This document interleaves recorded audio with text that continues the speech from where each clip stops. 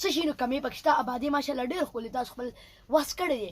خو څه فرنیچر ضرورت دی څه د بجلۍ تاسو زما انټرویو کتې هم شئ هغې کې ویلي شوي دي نو زیات نه زیات امداد وکړئ چې هغه مدرسه چالو شي ځکه خو تاسو دا کار وکړو نو ستاسو په بلې زندګۍ کې آخرت کې به تاسو ته دا په کار راځي یو ماشوم چې دې کې سبق وایي ستاسو ثواب به ملاویږي بل چې خالد صاحب څنګه خبره وکړه دا څنګه چې دا خپله ذاتي خبره وکړه چې یو کس څنګه عثمان رضی الله عنه دا کیسه یې وکړه نو ما په خپل اوس وختي موږ لایف تلیو ما دا خبره وکړه چې فرض کر دی په 20 هلیکاپټرونو کې ځي نو کو دی یو هلیکاپټر هم کم کو کنه او یو هلیکاپټر خرچه هم کم کړه د موږ د عوام به ډېر خوشي دی به کم نشي خو زموږ د عوام به ډېر زیات خوشي کو دی لکه فیملی ته مشکلات راځي کنه د دې ګرانۍ د لاسه چې ماشاءالله ګټي کنه الله پاک ول ورکړی دا نو زه د غریبانان چې سوچ وکم چې کم به پهلې به یو روټۍ روړه نو هغه یو روټۍ به مستشي روړې کور کې به د اختر د روجو خوراک سامان به ني پای غریبانانو باندې بس تیریږي چې چا اولریډي ګټ نه کېده ای خو بولټوس نقصان کیږي څوک ټیله خرڅي څوک ټیله کې ټماټر خرڅي څوک پیاز خرڅي څوک الو خرڅي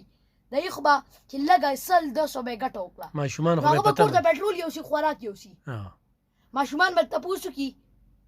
کور وال تاسو کی بابا ته مال سروړل بابا به چویل نشي دا ډېر غټیا حرکت دي دا پیسې حقیقي دي د صرف خپل ځان سوچ کوي ته دې ځان خو خپل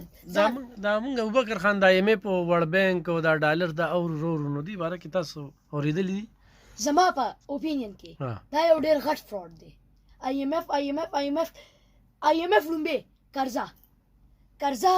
ختمیږي نه بله قرضه چې کلم ته اغشته ده او ولیم ته اغشته ده ما ته خو یو وجه وخایې تاسو به قرضې سوکړل قرضم ته اغشته سره ده زما ملک له سخونه شو قرضه مونږ نه لاړه قرضه روانه ده ای خپل خوري کو تاسو چرته زمونږ په ملک کې دا زمونږ معاشره خکړې وه په دغه د IMF په قرضې نو ما به منلې وه زه ما به پیسې درکړی ما وی دا واله ده دا پیسې واله خیر دې زه تاسو زمونږ ملک خکړ دی په دې پیسو پیسې دلته زه درکوم خو چې هغه زه قرضم دې واغې خپله مو خوړه دا بل ګټې هرګده مو کو بیا یو ځل ګرانه شوه IMF قرضه زه ټیک شو زه IMF قرضه وه زه مشکلات دي ورته حکمرانانو ته دویم ځل زیاته دریم ځل زیاته دا زیاتېږي پیسې روانې دي غورځېږي بس پته نشته چېرته روانې دي او حکمرانان وایي چې IMF دا یو ډېر غټ فراډ دی IMF دا خبرې باندې خو چېرته یقین ونه کړې دا یې ډېره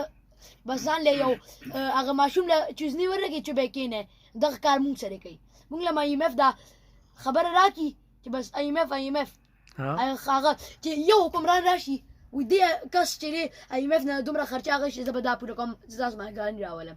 بل حکمران راشي وي دا IMF نه خرچه اغشتې زه به تاسو له ګراني کوم چې تاسو دا واپس ورکړئ بل راشي اخر دا رښتیا څوک وایي هغه مونږ ته ووایې چې دا رښتیا څوک وایي پته نشته دا رښتیا څوک وایي غونډ رښتون دي بس یو د عوام دروغجن دی چې بس پیسې ورکوي هسې بېسه او تاسو قرضه اخیستې ده IMF نه ورلد بانک نه IMF نه ښکاري خو راته نه مونږ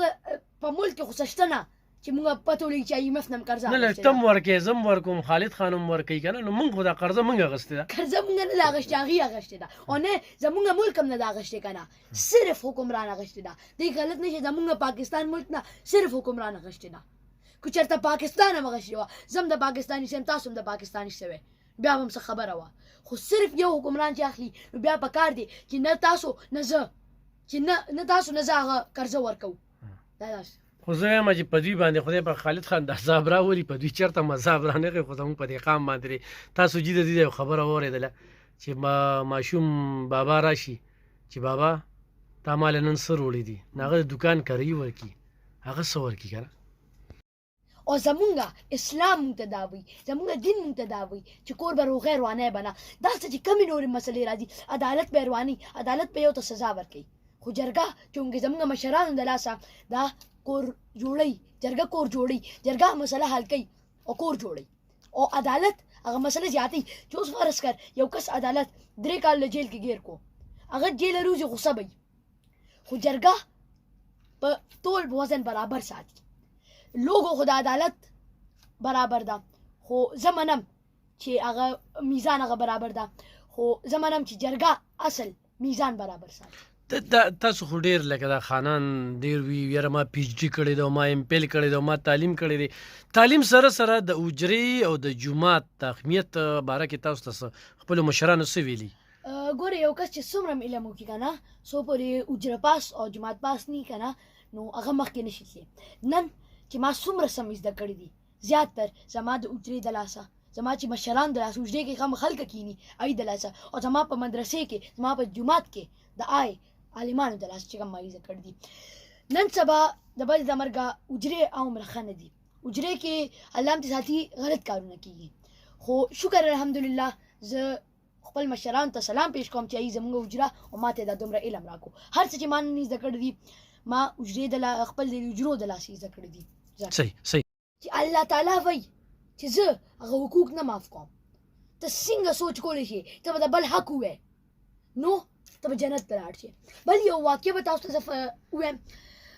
یو الله تعالی دې ما پکې نه غلطوي څوک صحابي شهید شوي نو صحابه کرام رضی الله عنهم وی چې دی څومره خوشنصیبه دي چې شهید شو که نه ډایرکټ جنت ته لاړل نو حضرت محمد صلی الله علیه وسلم وی تا ته څنګه پته چې دی جنت ته لاړل ته څنګه ویل شو وی دی جنت ته نه دی تللی نو صحابه کرام رضی الله عنهم ته وی یا رسول الله صلی الله علیه وسلم تاسو ته پته الله ته پته څه ښه شوي دي خو دی ولې جنت ته لاړ نړۍ نو دا داسې کار شوی چې د خپل د ګاونډي نه دومره شانتې بیخي زما په دوه ګوتو کې به څومره سپېڅ راځي دومره شانتې ځای به یې ترې نیسري دومره شانت ځای به یې والي د دې د لاسه